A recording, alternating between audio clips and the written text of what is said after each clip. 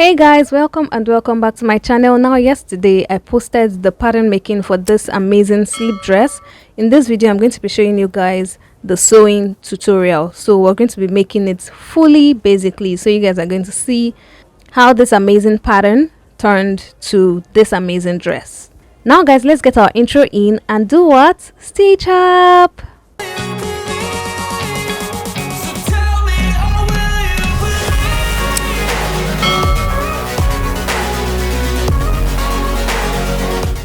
So guys, right here I've used my pattern to cut out my fabric, and this is what it looks like. I have also folded. Remember I said you guys should fold it at the armhole line or the neckline, so you guys should fold it right there and cut out your back. So that's all you're doing for the back. Everything is the same, but that part for the back is just the only difference. Now you're also going to cut out a facing. It's the exact replica of the front and the back. Mine is about 3 inches, but next time I'm going to go even longer. I'm going to go to like 5 inches long, so that I won't have any problem basically. So this is what it looks like. You can see that is the replica of the v-neck for the front and the straight back neckline basically. So that's what I have right here. And then what I'm going to do is I'm just going to remove my pins from the pattern and then place my pieces right sides facing each other.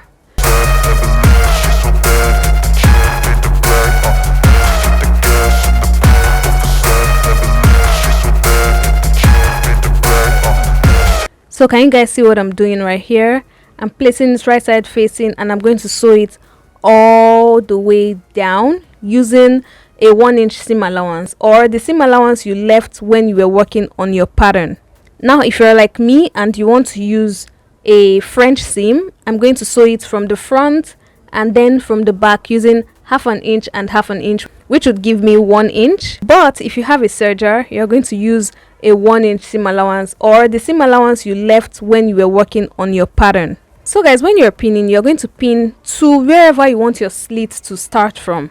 So I'm going to have a thigh-high slits sort of on this dress. So wherever you want your slits to start from, that's where you're going to stop sewing. Something deep inside won't let me quit. I swear that I'm inspired by it. And then for the facing as well, you're going to sew the hem of the facing. You're going to fold it twice so that it hides the raw edge basically, like what I'm doing right here. Fold it twice and then sew it down. So you're going to do it for this one and for the back piece. And then once you're done sewing that one, you're now going to sew it the way you're sewing the main pieces, where you placed it right sides facing each other and sewing it at 1-inch allowance. That's what you're going to do as well for this particular one. And then for the straps, I've already cut out this piece. It's about 15 inches by 2 inches. So I'm going to fold it right sides facing each other. I'm going to sew it down on one short edge and the entire long edge, and then I'm going to turn it inside out when I'm done. So you guys are going to see everything.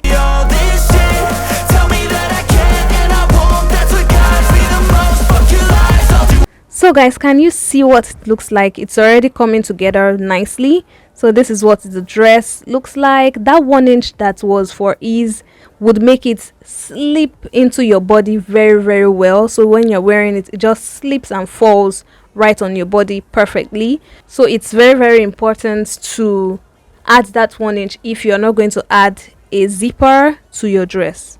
Now guys, for mine, I also want to have like loops on the 2 sides. So 2 loops each on the 2 sides, where I can put a belt or do something different basically with this dress. And I'm going to add 2 loops right here.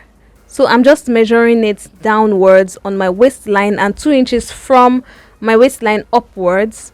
So 1 on my waistline and 1 would be 2 inches above that waistline. That I feel so depressed when I can't seem to get out. But something deep inside won't let me quit. I swear that I'm inspired by. So I'm going to use my seam ripper to rip those seams and then put the loops right there. So I have these straps that I made a long time ago, so they're perfect for this particular loops that I need. They are small enough and they fit so well. So I'm going to cut 4 pieces for all my 4 loops basically, and then I'm going to fold it into 2. So I'm cutting it 2 inches each, then I'm going to fold it into 2 per loop. So fold it into 2 and then put it inside the part you just ripped and pin it from the inside. So from the back, that's where you're going to pin it from. Now you guys would notice my inner part is clean. That's because I used a French seam. It's going to be a clean finish on the inside. So guys, if you want to use a French seam, just follow my method. I always talk about it in almost all my videos if I use a French seam. So you guys should choose whatever method you want to use. And then once we're done fixing those loops, we're now going to sew our slits. So you're sewing it on a double fold. So you're going to fold it twice so that it hides the raw edge, so that when you wear it, everything is going to be clean. So you're going to sew every single slit, and then we're going to move to the neckline. I don't really know what comes next. I'm just doing my best, even though I'm so stressed out.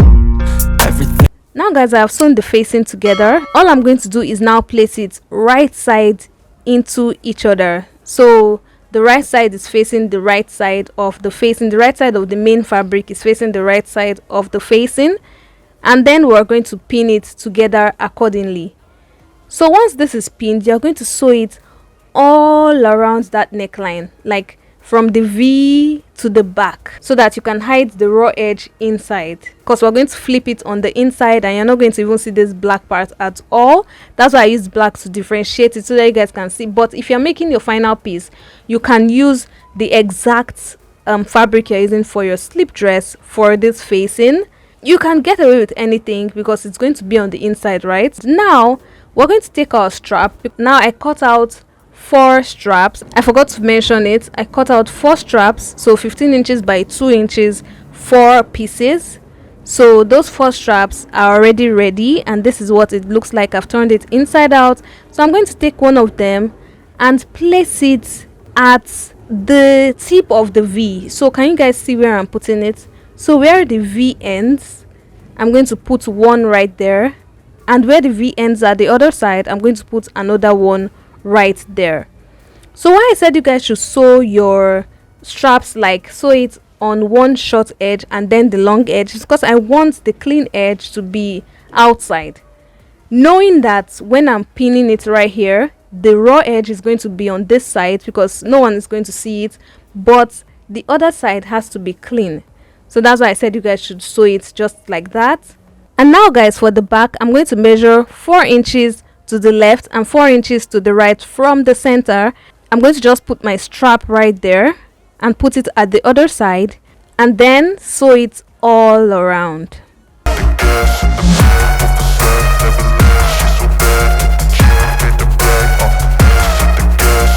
So guys, I'm back and this is what it looks like. I have sewn it all around, and this is what I have right here. I've also sewn the slits.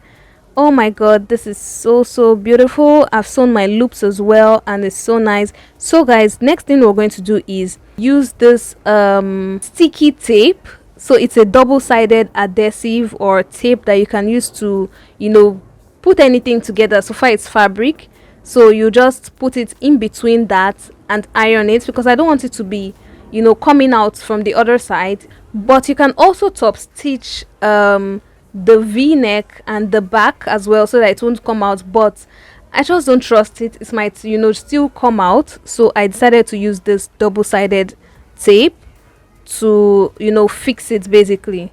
So I have put it in right there, and I'm going to use my iron to iron it down. I don't really know what comes next. I'm just doing my best, even though I'm so stressed out.